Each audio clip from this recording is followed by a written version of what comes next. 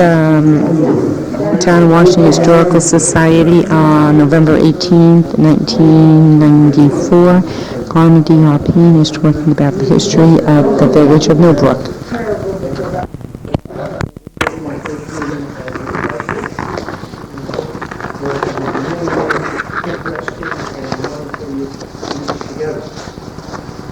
As your president, I first would like to review the Constitution and bylaws of the organization. And that's why I passed it all out, because there was always the question of what, who, where, and what, and so forth. And anyway, I thought we'd just go over it quickly. This is what happened. Just so you know, I got here. I asked John if there were plans underway for the centennial celebration, and he said beginning plans. I said, oh, a friend who worked for this place called the North Wind Museum, and they have done the centennial celebration in Somers and the village of Mount Kisco and Peekskill. And what it is an old-fashioned circus with a horse-powered carousel and horse-drawn stagecoach rides, a big top tent. This is the packet of. So John said to me, "Come to the meeting and talk about it," which sounds like how things happen, no casualty. Anyway, I don't really know a lot about it. I met with this woman this week. We got some space requirements. It's also a way of raising money. I guess Pauline did this sometime, I think in the spring, this spring. And they raised about $2,500, which is not the intent here, but I said if there were interest, this is a good packet of literature about it. There's great photographs, there's support letters from all over, as far down as the Bronx. I guess they've done, there's just a whole wealth of information here, background information on it. It looks like a lot of fun. It looks like the kind of thing that would be kind of appropriate in terms of period and era. And there's just, I really don't know much more about it than that, but it seemed like, it could be part of some form of celebration of the centennial. And you could do what you want with it. I can get more information if it's something that the group wants to do. I'd be willing to cooperate in any way I can, but it just looked like a lot of fun, and there's also other people that, as I said, have done it in the area, in Dutchess County and other counties nearby that you can find out about. But it could either raise funds or just be fun. So I don't know if anybody wants to look at this. I don't know if you want me to do any more, John. To see what the society. Well, we aren't going to do anything now until we make a final decision as to when we're going to have ourselves.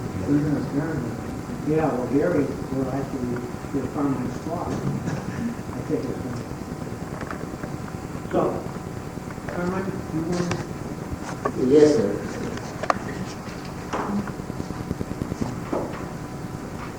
I will trust me behind me.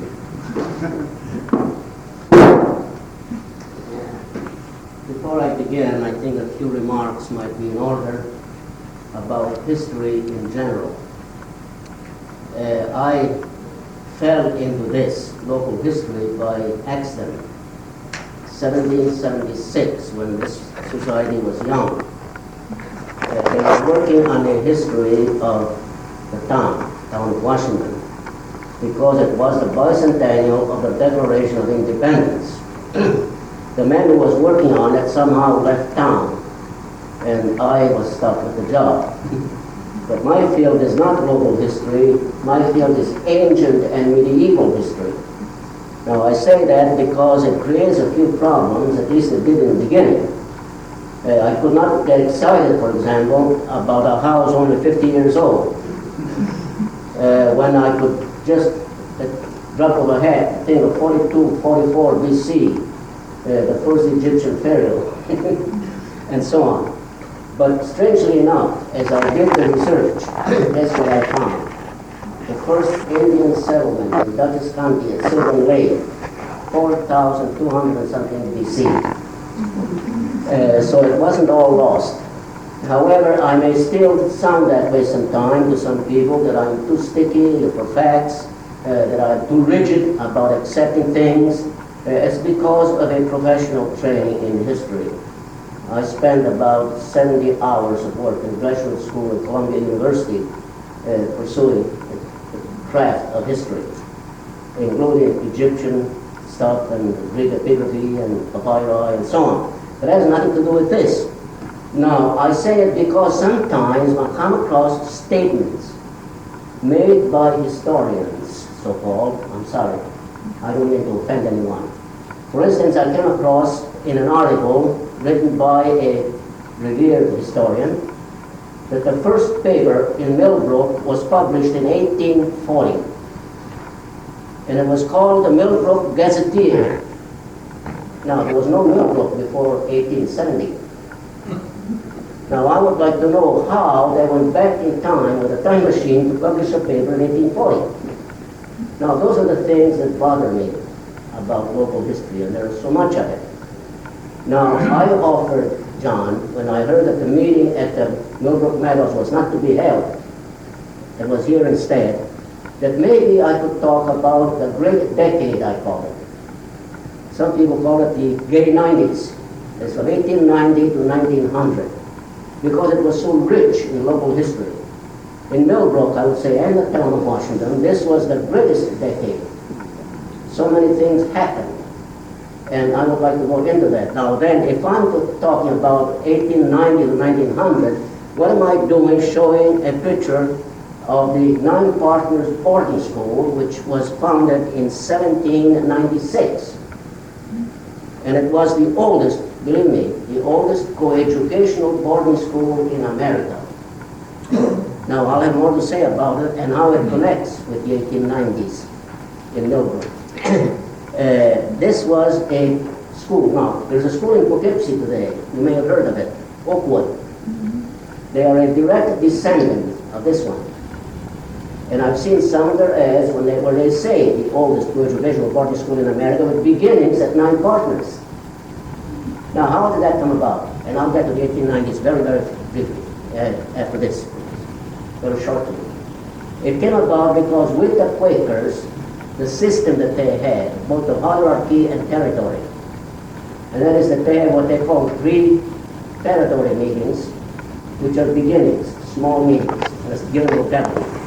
And they always name their meeting after the location.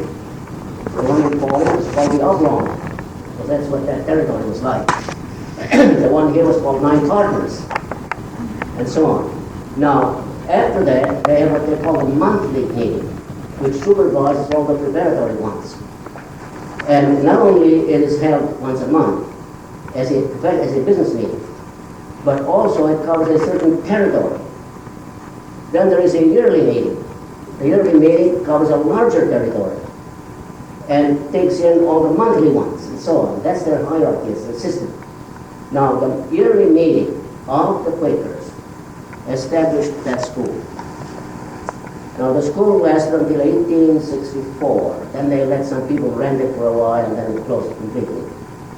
Now, when the school closed, and we can't go into that because this is not our subject tonight, when it closed, the assets went to Union Academy, Union Springs Academy, which is in the Finger Lakes area.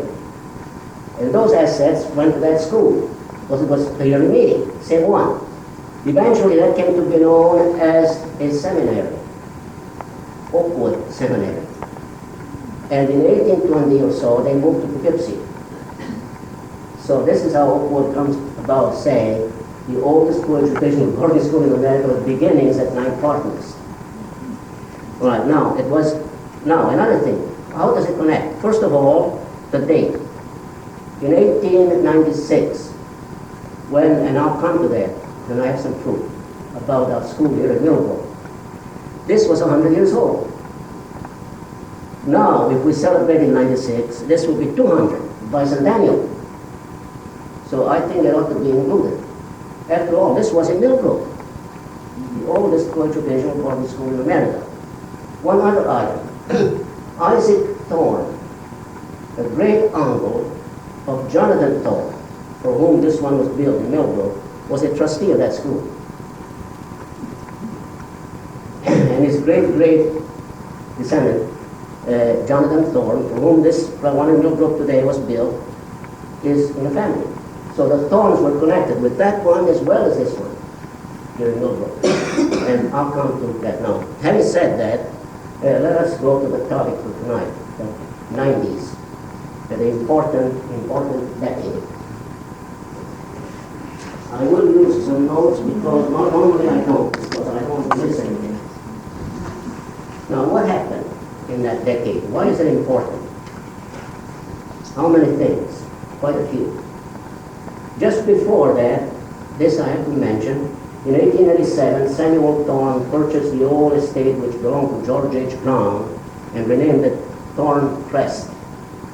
That's across from the Thorndale estate, where that environmental agency is moved into that gatehouse. The other gatehouse was on South Road, which David Sloan has rehabilitated. In 1889, Dietrich came to Millbrook, the famous Dietrich estate. And also the Grange Society was organized. Okay, now we're up to 1890. The Millbrook Inn, some of you may not even know it existed. It doesn't anymore, it's gone, and it's my next painting. I will do that next. No. Railroad station next, sorry. Now, the Millbrook Inn, St. Joseph Church was built, and it was separated from Armenia. It was a mission of the church in Armenia originally. So in 1890 it became its own church, its own parish, and the present church was redone. Also, Henry James Davison Sr. Has anybody ever heard of him? Henry James Davison Sr. He died in 1890. He's the one who built Altamont as an estate. There are a number of other things here in Millbrook.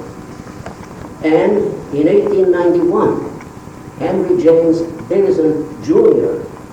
was married here in Millbrook. Big wedding. In a Reformed church in South Millbrook, where the old tennis courts are now. There were 3 clergymen who officiated the wedding.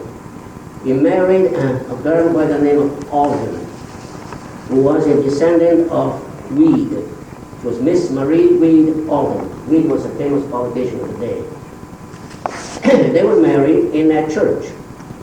She was Episcopalian, he was a member of the Presbyterian church, and they married in a Reformed church. Now, to make it big enough for the ceremony, they removed the pulpit, enlarged the platform, and the 3 clergymen participated in the wedding, and it took place there.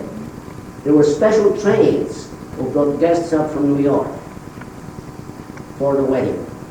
And he had his bachelor farewell dinner at the Millbrook Inn, which had just opened the year before, in 1890. Right now, in 1893, yes. Where was Millbrook Inn? Millbrook Inn, where the Superior Ranch is now, between here and Bennett College. Those 2 ranches. For Dr. Trauman's. Yeah, and that round tower on the house on this side of it was part of it. They moved it. All right, now, next to that, 93, Henry James Davison Jr. opened the famous luxury hotel, Halcyon Hall. His own hotel. All right?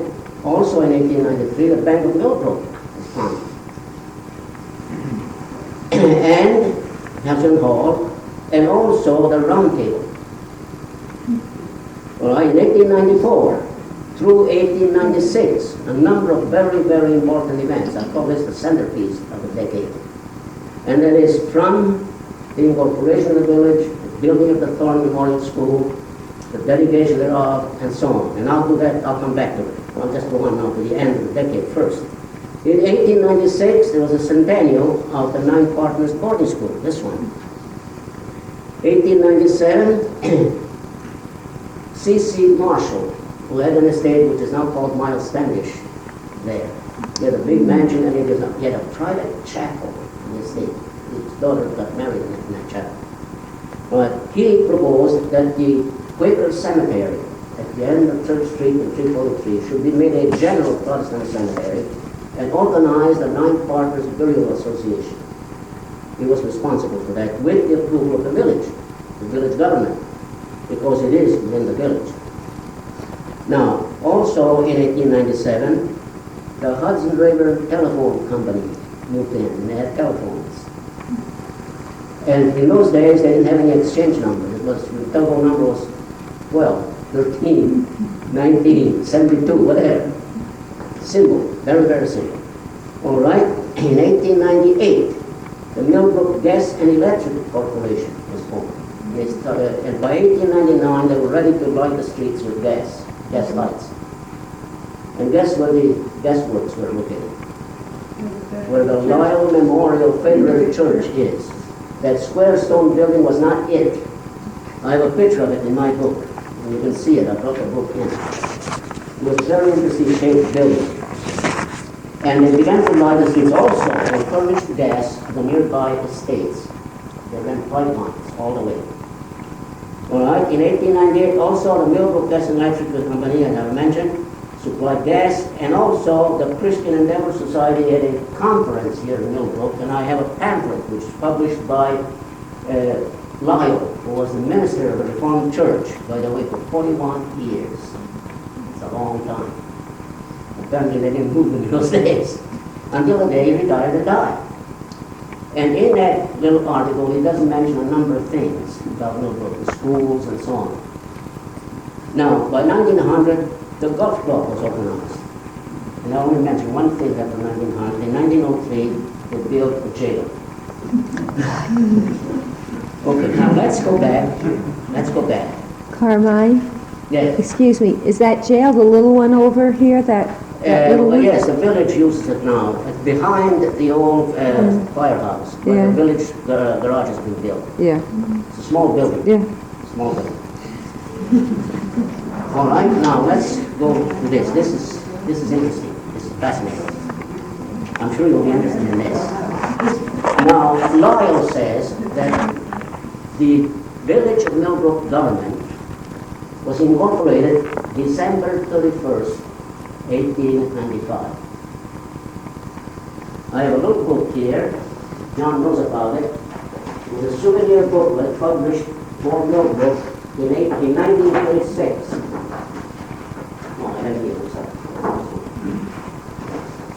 Right here. And in this book it says that the village was incorporated February 8, 1896. Now, which is it? Now, I've been through the minutes of the village government, word for word. I've read them all, and I wrote the second book, the second edition.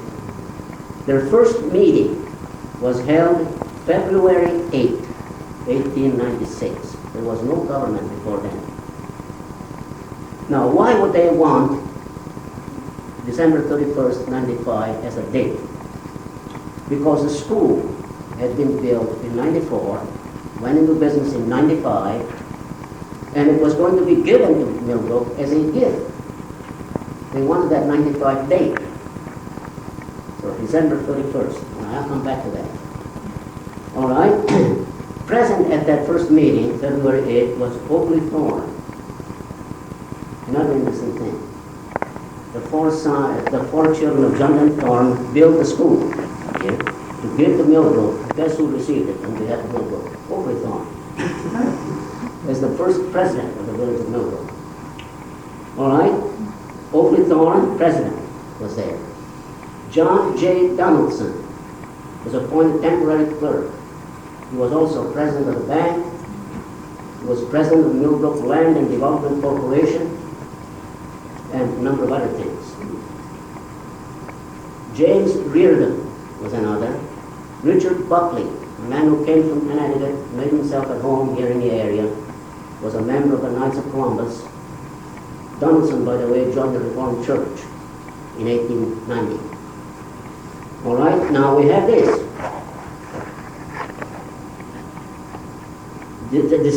February 15, 1 week later, they had another meeting.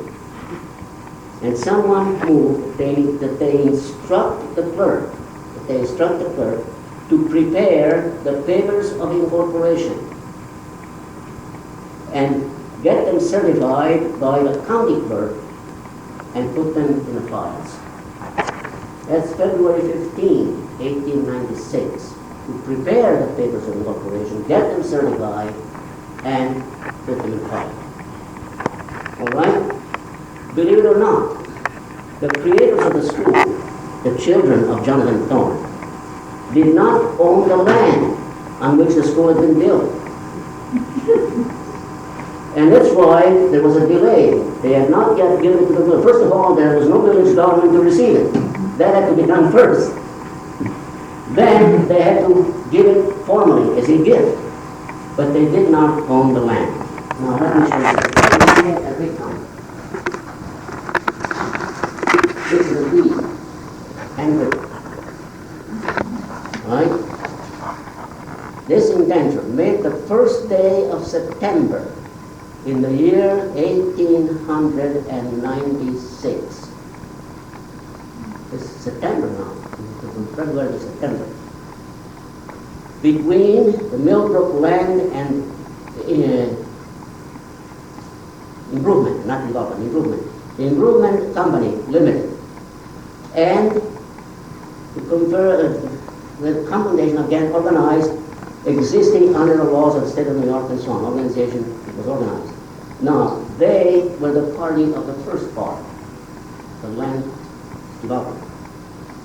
All right? Now, to whom was this to be given, this land? The state of New York. Party of the second part, Phoebe Ann Thorne, Samuel Thorne, Jonathan Thorne, and William Thorne of New York City. Parties of the second part. Right? Now, when they describe the land that was given to them at this time, it is the lot on which the school is built. All the coordinates are given here. And it was 1st of September, 1896. And then, having described it, they go on to say that it's given to them and their descendants forever, etc., etc. All the way. Now, these are the four who built the school. So, until September 1st of 1896, they did not own the land on which the school had been built, and the school was already functioning. And now, September 18 of 1896, there was a meeting of the village government to receive the gift of the school, and that's when they got it. September 18, 1896. At that time. Now, it's very, very simple. If you want to look at this and read it, it's easy to read. It's handwritten, but it's easy to read. All right? Now, let's see what else I wanted to say here to make this thing very, very clear.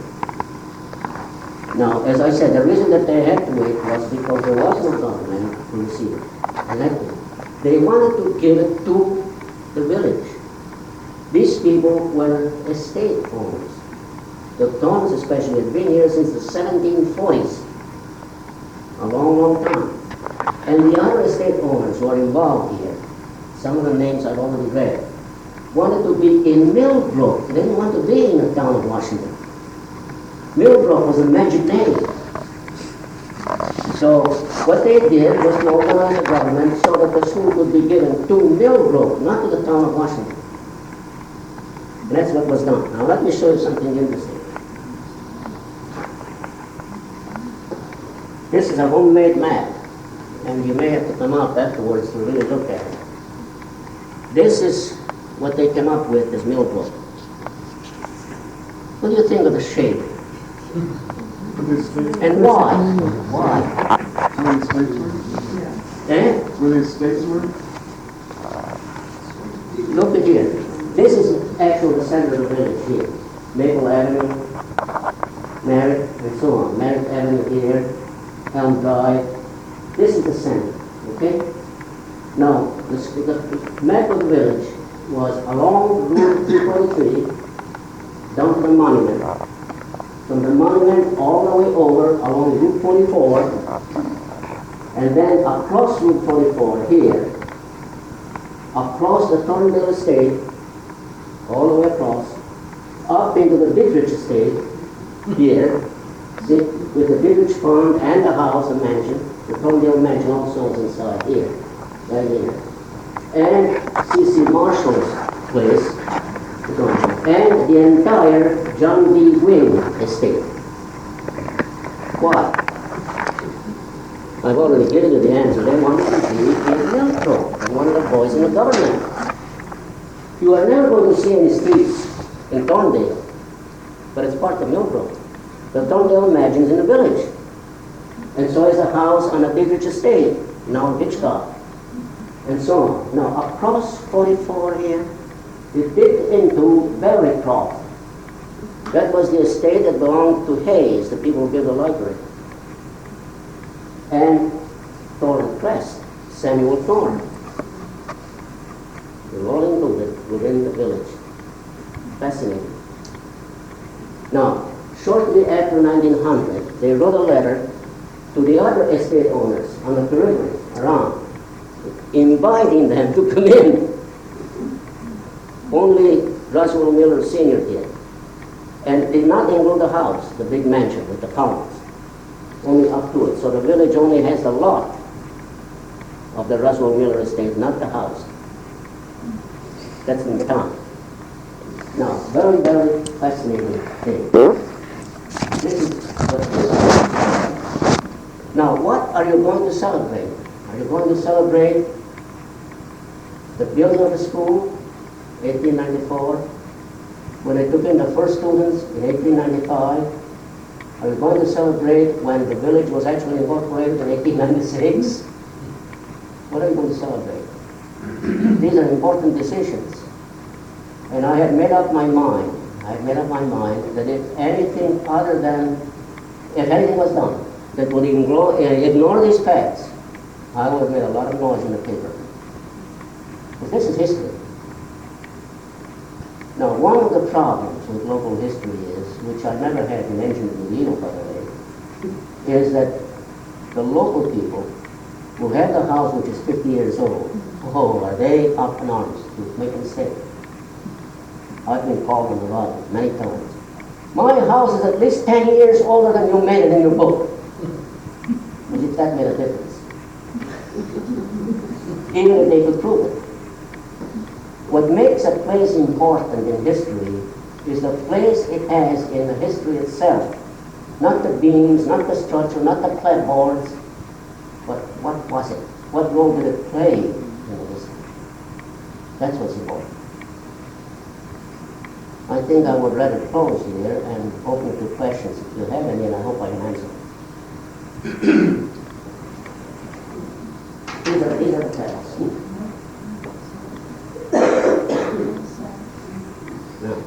Yes.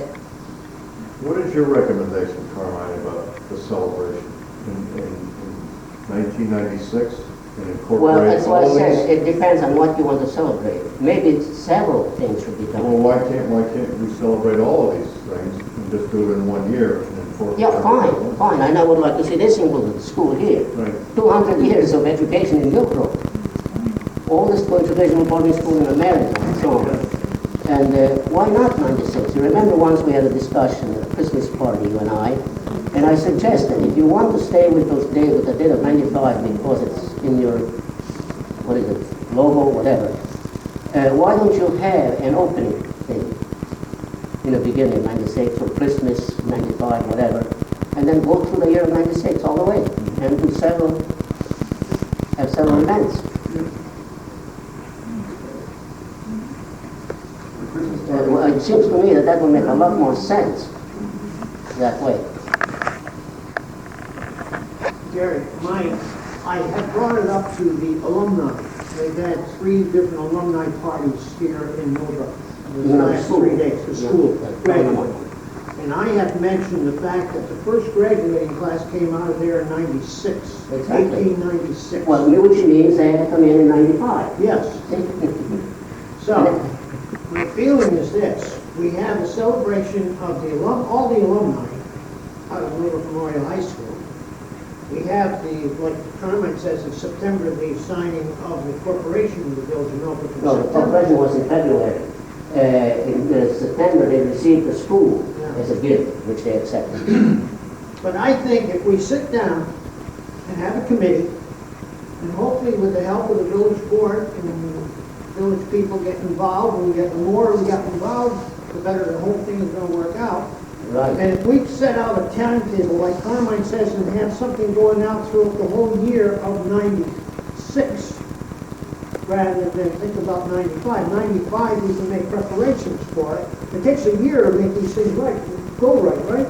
How long did they work on it down in Washington? I understand that took 2 years to get that thing into the centennial act, right? You mean the bicentennial? Yeah.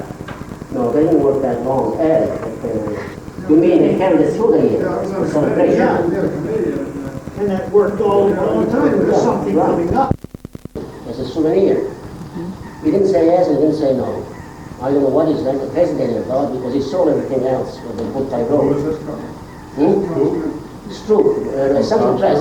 Something like this with ads on the back and with It would be a little more than that, I think. Stanfordville put out a book. They saw all of these. I don't know what he's hesitating about. They're all gone. I have some. The dates you still have? You see what I saw? Not the record, I know Stanfordville, this Joe, I forget what his name was, he was a school teacher, he was the principal here at Stanfordville Elementary School. Well, he printed a book, and he wrote out the different letters to all the townspeople and asked them to send in highlights or history, something that pertains to the village of Stanfordville, or the town. And he wrote this all up. Little snips and snaps of different things that happen to different people. I think it'd be a very, very interesting type of Well, and certainly I wasn't inspired with doing it. I would certainly include the importance of Millbrook in the field of education. Because after all, when Halcyon Hall collapsed, shortly after 1900, they couldn't pay the taxes. Then Miss Bennett bought it in 1907, and Bennett College came to Millbrook, or Bennett School at first, and then college. So it has been a center of education. And that certainly could be said. I don't know, if we're interested, I would be willing to work on it. It's up to you people.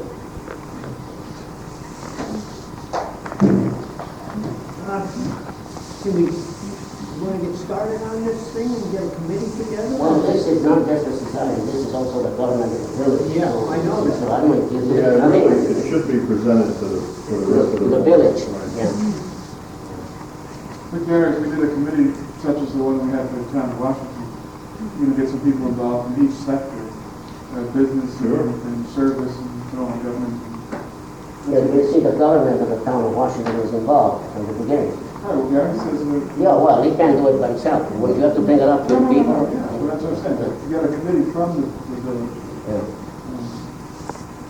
Well, certainly someone should come, whether it's you, Carmine, or someone else, and just present this, Well, the ideas that we've talked about to the board and.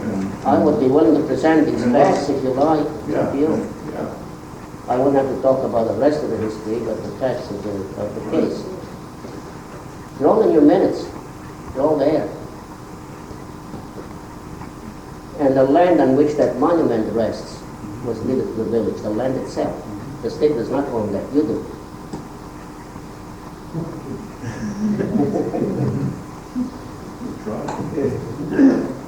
And that's in the minutes. I hope everybody read the roundtable, Tipsy Johnson. It was great. Wasn't that great? Carmine was quoted all through the papers. He spent a lot of time there with the reporter. She gave up on me on the monument. She did. She put a date on the monument.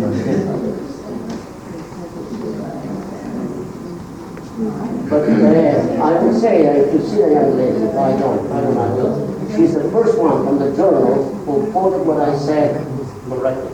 She's very good reporter. Very first one. Very good. Everyone else who has interviewed me from the journal has messed it up. Everyone. She got it right.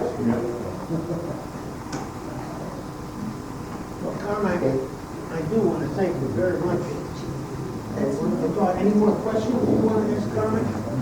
You know, I think it'd be nice if we did to introduce each one so we all know each other. We're going home, maybe, I hope you'll come back to the next meeting, which will be, we're not going to have no Christmas party, but we're going to have no January through March for the next meeting. It'll be March. I bet if you had a Christmas party, everybody would come. They say they don't want it. If you had one. Carmine, don't give all your stuff away. I'd like to look at it after the meeting. Yeah, it'll be here. That's it, that's our 17th, March 17th. March 17th. St. Patrick's Day party. Have a St. Patrick's Day party. Hey, save that green sweater, John. What I'm gonna do, if you want, just take a name, address, and your telephone number, and then we'll keep in touch with everybody. Yeah, If I was inclined to join this association, how would you do that? You come right up here, get from your bike, it's $5 for you.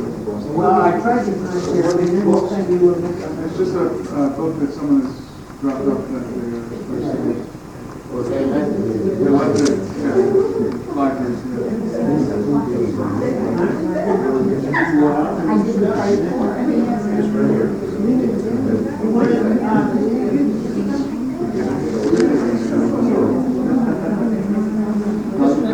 You want to start right over here, introduce yourself so everybody knows who you are, start with you, George. I'm Doris Washburn from Town of Grange, and first grew up South Road in Millbrook, and then on Elm Drive in Millbrook. I'm here with my brother and sister. And our father his name was Simonson, and he owned the first diner in Franklin Avenue. Charles. Charles. Our father had the first diner. Also, in this week's roundtable, you will see a picture of an old baseball team, which his father was the sponsor, or? Well, I don't know. Yes, he was. I know, it. Either he managed or sponsored the baseball team with us. I'll introduce myself. I'm Charlie Simonson. Not really junior, but my father had the first local diner. I think he sold that to somebody named DeMartini.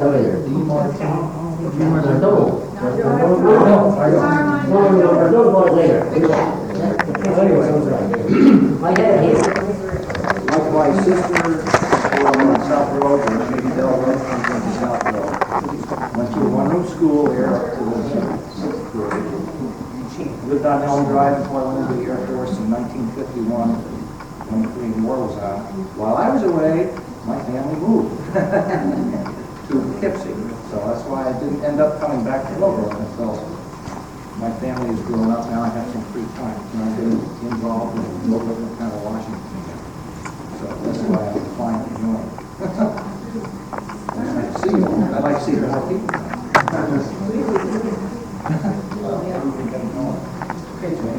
I'm Janine Thompson Williams, the oldest of the three here.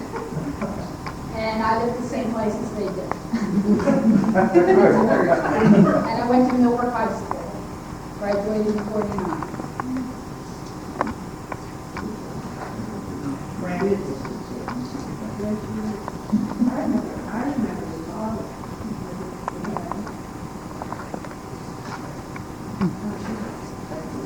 You want to introduce yourself? Yeah, I'm Ambrose Bernabella. I lived in Millbrook.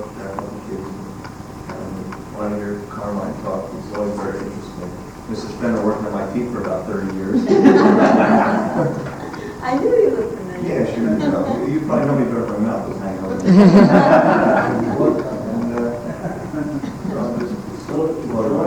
And you? Carolyn Neville, and, how old is my house? I live here with Bill. Yes, right. I moved down here about 19 years ago. I'm Vivian Carter. I've been in Millbrook about 8 years. I do live in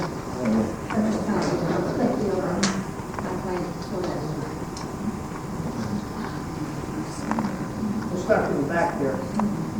Gloria Rutland, I just moved to Millbrook a couple months ago. Wonderful. So I want to learn about it. Wonderful. Welcome. And you? I'm Donna Rutland, I live on Elm Drive. Does your mother live with you? No, she lives over on Maple Avenue.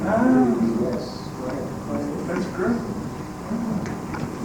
I'm Heidi Safari, and I live on Elm Drive, and I've been in Millbrook since 1966. 1960?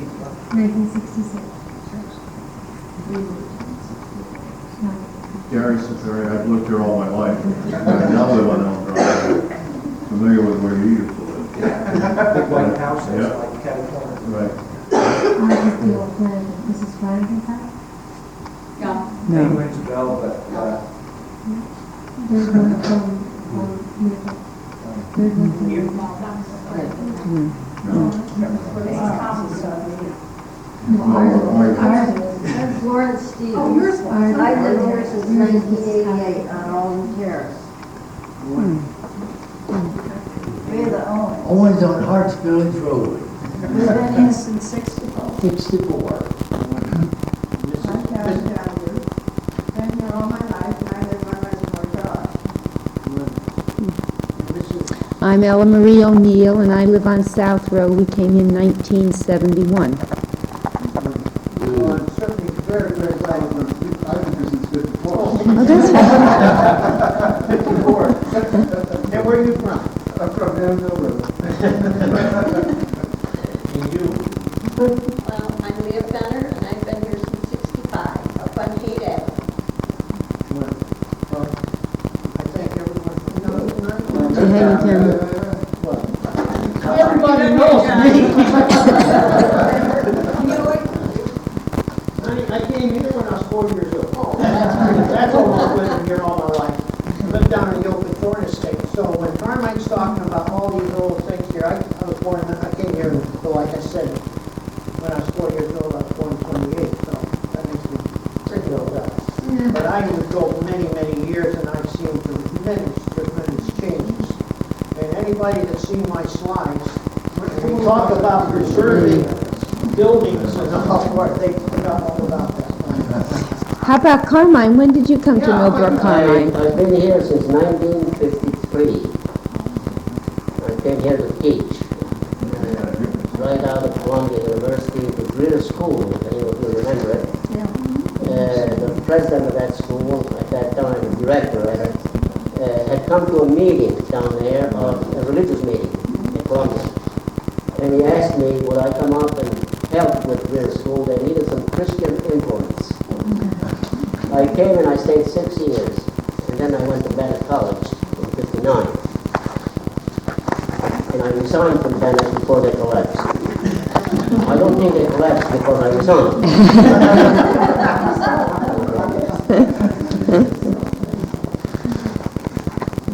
But anyway, thank you everyone. There's coffee. I never saw your slides, John. What are you going to show me? Well, let me tell you something. I had the pleasure of showing my slides last Tuesday night down in Millbrook Meadows. And I tell you, I had, well, it must have been 60 or 70 people, you know, elderly people there, from all over they're from all over the country. And they all stayed and watched, and then they came back, shook me, and they just thought it was just wonderful, you know, so much. And all the ideas that came to my head about their historical society and being involved in how things have changed and so forth, and they treasure them. But, yes, they want me to come back again and show some more slides. I do have a tremendous amount of slides. I'm just a quality viewer. You know, I can put about 40 slides or 50 slides on a thing and make up the program all the time. Matter of fact, I got one group of pictures that my brother just took a professional photographer up, and they took pictures, aerial shots of all the estates here. You're talking about the estates here, you know, all that there. Well, you ought to see some of those shots. Well, my brother had his little camera with him, and she just took his snapshots of the estates, and they're perfectly centered, you know, like real professional thing. I'm hoping to get those slides from the professional to be able to show you what the places look like when you're here today. I don't have slides, I have to paint my own pictures. Anyway, we got coffee back there and some cookies back there, so thank you very much for coming. We're all talented like